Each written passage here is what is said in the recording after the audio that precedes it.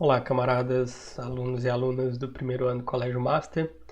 Professor Daniel aqui de novo, sou professor de Física e hoje eu volto para a gente tratar de um tópico que ficou mais ou menos para trás.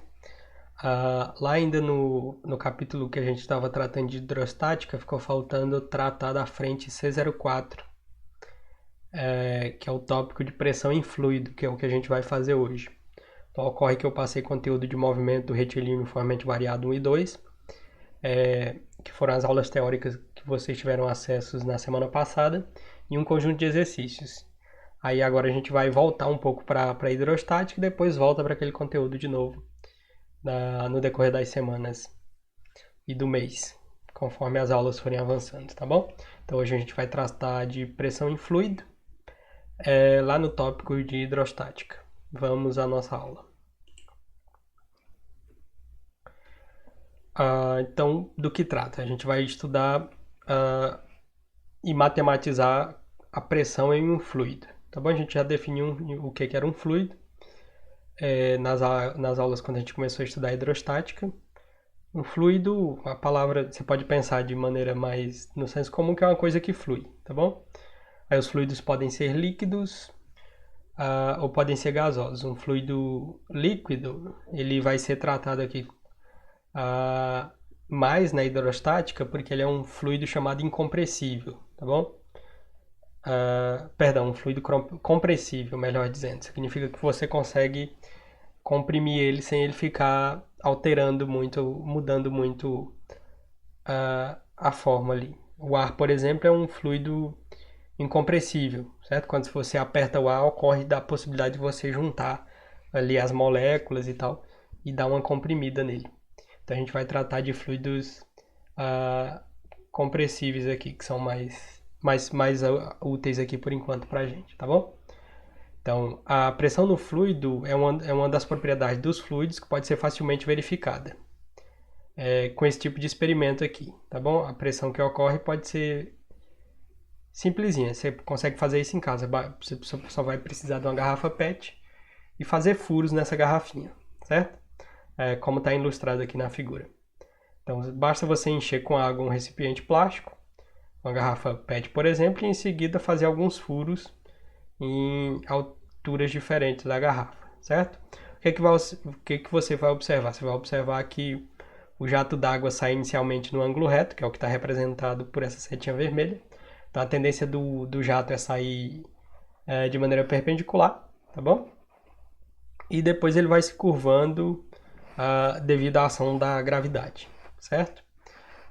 O que a gente já sabe sobre pressão? Pressão a gente definiu quando a gente começou a estudar hidrostática, a gente definiu densidade e pressão. Densidade é a relação de massa pelo volume, ou seja, massa dividida pelo volume da coisa que você está considerando, e pressão é força sobre área, tá bom?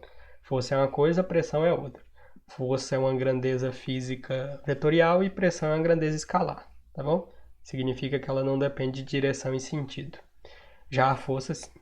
Então, pressão é uma força sobre uma área. Então, o que você vai analisar ali para esses filetes de água que estão saindo é justamente a força sobre área, tá bom? Eu trouxe a ilustração disso aqui também lá no simulador, no PhET Simulations. Eu vou mudar de cena aqui rapidinho só para a gente dar um pulo e verificar isso aqui lá no simulador.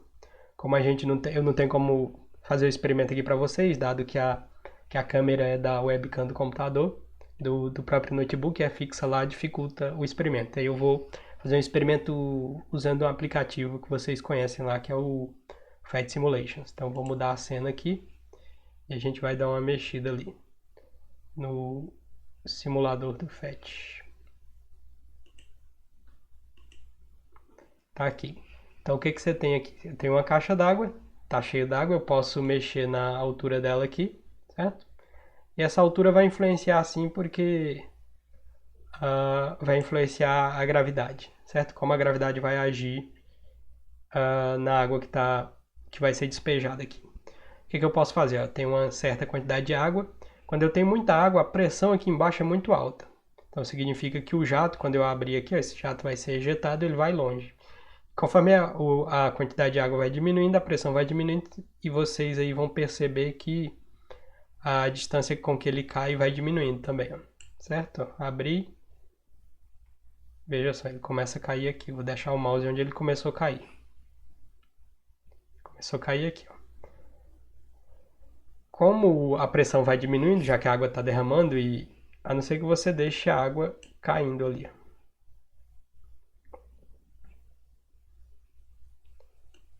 Vamos tentar manter uma situação constante aqui.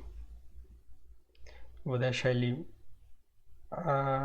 derramando ali uniformemente. Se a quantidade que entra for igual a que sai, ele vai se manter sempre caindo no mesmo local aqui, ó.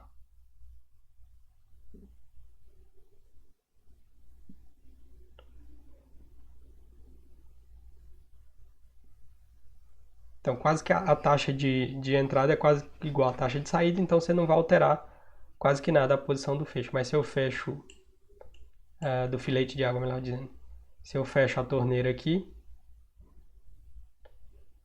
eu vou mudar a distância justamente por causa da pressão. E é justamente isso que a gente quer estudar, essa pressão que está agindo nesse fluido aqui e dar uma caracterizada nela.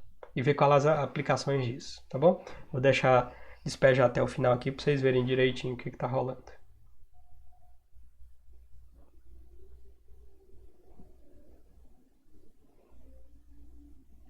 Certo? Perceberam que vai diminuindo e a pressão vai influenciando essa queda aqui, tá bom? Vamos voltar para outra cena na nossa aula.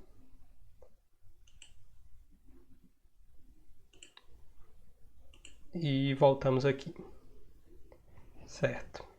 Então a gente viu lá justamente essa situação aqui, só que de uma maneira fixa, né? Eu tinha uma caixa d'água e tal, você conseguiu ver. Bem inicialmente o feixe sai realmente perpendicular, mas aí a gravidade começa a atuar e o jato d'água passa a respeitar uma forma de uma parábola em queda. Vamos ver como é que a pressão age e influencia esse tipo de coisa.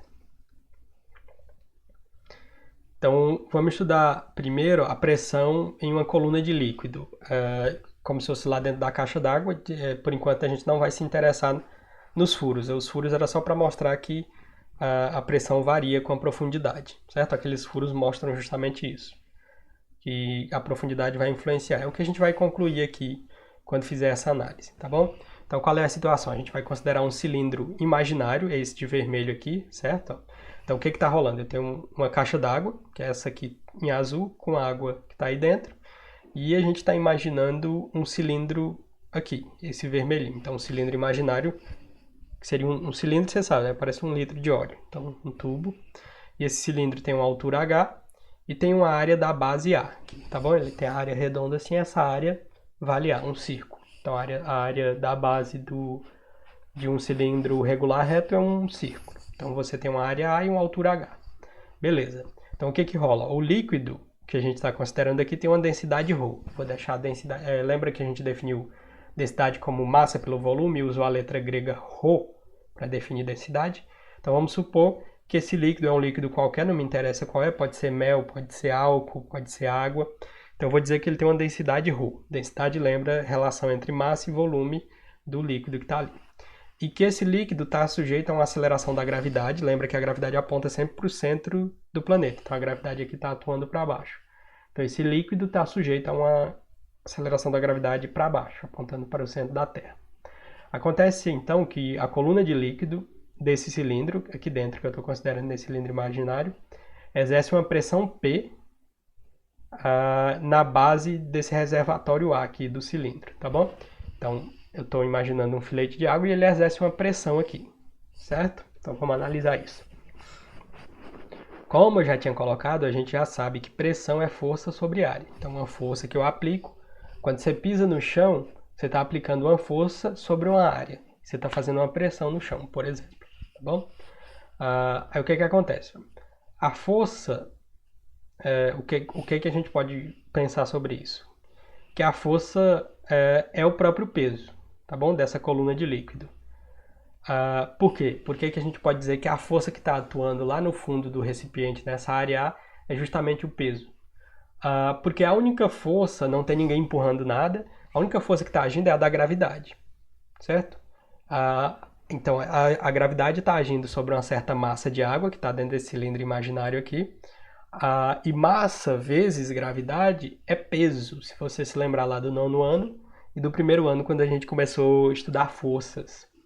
Então, peso é massa vezes gravidade. Então, eu posso afirmar que essa força que age nessa massa de água é justamente o peso, que é massa vezes gravidade, tá bom? Então, o que eu vou fazer? Eu vou substituir ali no lugar da força a expressão para o peso, que é massa vezes gravidade. E lembra que peso é um tipo de força, chamada força-peso, e peso é inclusive medido em Newton. Lembra sempre que existe uma diferença entre massa e peso. Massa é aquilo que você mede na balança em quilos, e peso é massa vezes a aceleração da gravidade do local que você está. Se você está no planeta Terra, a gravidade da Terra, e assim vai. Se está na Lua, a gravidade da Lua. Então foi isso que eu fiz daqui para cá. No lugar da força, substituir pelo peso. E o que é o peso? Massa vezes a aceleração da gravidade, mg. Então fica aqui pressão, que é a letrinha P, é massa vezes gravidade dividido por área, tá bom? Eu vou fazer várias substituições para chegar numa equação nova para pressão, tá bom? Que vai me relacionar densidade, gravidade e altura, que são importantes em colunas de líquido, que é o que a gente está tentando obter aqui, ó. Então, substituir o peso, que é massa vezes gravidade, mas aí o que ocorre? Eu sei que a massa pode ser escrita em termos da densidade. Por quê? Porque densidade é massa dividido pelo volume, certo? Aí ocorre que se eu isolar a massa nessa equação da densidade, eu fico sabendo que massa é densidade vezes o volume, ok? Onde esse Vzão é o volume desse cilindrozinho aqui que eu estou considerando. Então, o que eu vou fazer? Eu vou substituir essa massinha M aqui por ρ vezes o volume. Vai ficar assim, ó. No lugar do Mzinho, eu vou colocar a densidade e o volume. Tá bom? Foi o que eu fiz aqui, só que tem um detalhe. Apareceram uns termos novos. No lugar do volume, você tem que descobrir que volume que é. Por isso que apareceu um A e um H aqui, ó. Qual que é o volume de um cilindro circular reto? O cilindro circular reto tem a forma de um copo.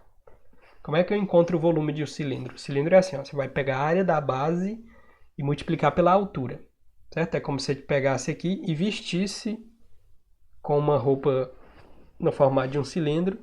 Então, quando você faz isso, pega a área da base e multiplica pela altura, você está encontrando o volume do cilindro, tá bom? Então, foi isso que aconteceu aqui, ó. O volume V é a área da base vezes a altura do cilindro. Então, por isso que ficou pressão é igual a densidade vezes a área, vezes a altura do cilindro, vezes a aceleração da gravidade, que já vinha daquela expressão, dividido pela área, que já vinha da expressão anterior. Certo? Porque, como eu disse, o volume é a área vezes a altura. Conclusão que você tem, que pressão pode ser escrita dessa maneira. Mas se você estiver atento aí na aula, você vai observar que tem dois A's que são iguais aqui. Então, significa que você pode cortar A com A. Sobra que pressão vai ser, finalmente, a equação que a gente queria. Pressão é igual a densidade do fluido vezes a aceleração da gravidade vezes a altura dessa coluna de fluido. Então, a pressão em uma coluna de fluido é P igual a ρGH, tá bom? Essa equação é muito comum, cai muito para você que vai fazer o Enem, vestibulares. Essa equação tem muita aplicação lá. Vamos para frente. Vamos resolver justamente um exemplo já aplicando tudo isso que a gente aprendeu aqui. Exemplo lá do livro de vocês, diz assim, ó. Considerando a densidade da água igual a 1 vezes 10 a terceira kg por metro cúbico, lembra, ó, aqui fica evidente que densidade é a razão entre massa e volume, ó, que é a unidade de massa que é quilo e de volume que é metro cúbico. Então, 1 vezes 10 a terceira é 1000, né? 10 a terceira é 10 vezes 10 vezes 10. 10 vezes 10, 100 vezes 10, 1000. Então, a densidade da água é 1 vezes 10 a terceira quilograma por metro cúbico e a aceleração da gravidade é igual a 10 metros por segundo ao quadrado e a pressão igual a 1 atm. 1 atm de pressão pode ser escrito em termos de Pascal, que é outra unidade de pressão. Pascal é 1 Newton por metro quadrado. 1 atm equivale a 10 a quinta Pascal. Aí ele diz assim, deu essas informações, diz assim, ó, calcule o aumento de pressão em atm que um mergulhador sofre a cada 10 metros de profundidade. Tá bom? Então o mergulhador está mergulhando e o quanto ele vai sofrer de alteração de pressão a cada 10 metros. Então está aqui a resolução. Nesse caso, a gente temos uma aplicação direta da definição de pressão em uma coluna de fluido, ou seja, pressão é igual a densidade do fluido vezes a gravidade vezes a altura. Então vamos lá resolver. Então você sabe que pressão é densidade vezes gravidade vezes altura. Ele quer saber a cada 10 metros, né? Então vamos ver. Primeiro você pega a densidade, que é 1 vezes 10 a terceira, tá aqui, vezes a gravidade, que é 10, e a altura, ou seja, no nosso caso, você pode chamar de profundidade, que o mergulhador vai desempenhar, que é 10 também, tá aqui. Basta você multiplicar. 10 vezes 10 dá 10 ao quadrado, certo? 10 ao quadrado vezes 10 à terceira, só você lembrar. Multiplicação de potência de mesma base, conserva a base, somos expoente. Então vai ficar, conservou 10, vai ficar 3 mais 1 mais 1. Cada um tinha 1 aqui em cima, né? Então fica 3 mais 1, 4, mais 1, 5. 10 é a quinta vezes 1, 1. Então a pressão em Pascal, que o mergulhador sofre depois de mergulhar 10 metros na água, é de 1 vezes 10 a quinta Pascal. Só que você sabe que 1 vezes 10 a quinta é 1 atm. Então a pressão é de 1 atm. O que você pode concluir? Que para cada 10 metros acrescentamos a profundidade do mergulhador. Para cada 10 metros acrescentamos a profundidade do mergulhador a um aumento de 1 atm na pressão exercida sobre ele. Então, se ele mergulhou 10 metros, ele vai estar sujeito a 1 atm de pressão. Se ele mergulha mais 10, você acrescenta mais 1 atm de pressão. É isso que está dizendo aqui a conclusão, tá bom? Então, se ele mergulhou mais, tipo 10, depois mais 10, mais 10, você vai dando acréscimos de 1 atm, de 1 atm, significa que a pressão, de novo, vai aumentando com a profundidade. Isso fica evidente lá no experimento do simulador do FET, tanto quanto no experimentinho da garrafa que tinha a imagem. Quanto mais profundo, mais longe o filete de água ia, porque a pressão aumenta com a profundidade, tá bom? Outro tópico, que é o último dessa aula, é a gente estudar, isso aqui tem aplicações na engenharia, quem tiver interesse pelas engenharias, já vai tendo ideia de alguns problemas relacionados à engenharia. A pressão sobre uma barragem, vamos ver como é que atua a pressão sobre a barragem e ver que a forma do paredão que segura toda a água da barragem tem a forma que tem justamente por causa do estudo da pressão. Você não pode fazer um muro com que tem uma espessura só, ele tem que ter a base mais larga justamente para sustentar. É uma das conclusões que a gente vai chegar na aula. Então, a figura representa uma barragem, essa figura aqui, em que o nível da água está na altura H. Então, você tem uma altura H, que está o nível da água, e a gente vai supor que essa região banhada pela água tem a forma de um retângulo, tá bom? Como se fosse uma bacia retangular. E aqui está a barreira da barragem. Ocorre que a pressão exercida pela água aumenta com a profundidade, certo? Isso a gente já viu estudando a pressão na coluna de água. Aí, nesse caso, a gente quer estudar uma tal de pressão média, tá bom? Então, eu já vou definir. A pressão média exercida pela água é igual à pressão exercida a uma profundidade igual à metade da altura, tá bom? Então, a pressão média é igual à pressão exercida na metade da altura. A metade da altura é H dividido por 2. Por isso que apareceu esse H dividido por 2. Então, pressão média eu posso dizer que é igual à densidade do fluido, que é a água, vezes a gravidade que está atuando aqui em cima, vezes a altura dividido por 2, porque agora eu estou tratando de uma pressão média, tá bom? Vamos para frente ainda tratando de barragem. Então, o que ocorre? A intensidade da força exercida pela água sobre a barragem, aqui nesse paredão, pode ser calculado pela expressão lá que me dá uma relação entre pressão, força e área. Lembra que pressão pode ser definido como força sobre área. E eu quero agora descobrir como é que a força se comporta. Então eu isolo a força. Troquei a força de lugar com a pressão. Então se pressão é força sobre área, você passa a área multiplicando, você tem a força isolada. Então pressão vezes a área é justamente a força, certo? Vamos ver então como é que a força atua no paredão aqui. Então, o que ocorre? A área de água em contato com a barragem é igual à área de um retângulo. Lembra que a gente falou que a barragem, que essa água tem a água está numa forma retangular? Então, significa que a água que está em contato com a parede lá tem a forma de um retângulo, certo? Você consegue imaginar isso? Então, tem a forma de um retângulo em que a base... Então, aqui ele está dizendo assim, ó. A área da água em contato com a barragem é igual à área de um retângulo, em que a base é a largura da barragem L, tá bom? Então a base é a própria largura da barragem, ok? Que não está mostrado na figura porque a figura aqui é 2D, beleza. Então você tem a altura da barragem e tem a largura aqui, tá bom? Então você tem duas dimensões. Com isso, se você tem a base, você tem isso aqui, ó. Tem a altura, que a altura é justamente da barragem, e tem esse outro pedaço aqui. Se você imaginar que o desenho está assim, né? Então, com essas duas informações, você consegue calcular a área de contato da água com a barragem. Então, vamos ver como é que fica. Então, eu disse que força é pressão média vezes a área. Eu vou substituir essa expressão da pressão média. Pressão média é densidade vezes gravidade vezes a altura dividido por 2. Então, o que eu fiz? A força é substituir aquele pedaço da pressão média vezes esse termo da área aqui. Então, pressão média é esse pedacinho aqui que apareceu. Só que qual que é essa área de contato? É justamente como é que eu calculo a área de um retângulo? Base vezes a altura, né? Então a base vale L e a altura da barragem vale H. Essa altura de contato da água aqui. Então eu vou substituir no lugar da área eu vou colocar L vezes H. Então aqui vai ficar ρ vezes G vezes L. H, você tem um H ali já, então vai ficar H vezes H, H ao quadrado. Dividido por 2 que já estava ali. Beleza. Então significa que a força que o paredão sofre, se você quiser descobrir a força em qualquer ponto aqui, basta você escolher a altura, certo? Essa altura. E jogar todas as outras coisas. A densidade, se for água, você usa a densidade da água. Aí você vai usar o comprimento da base da barragem e essa altura que você está considerando, tá bom? Dividido por 2, você vai encontrar a força que a água faz na barragem. Beleza?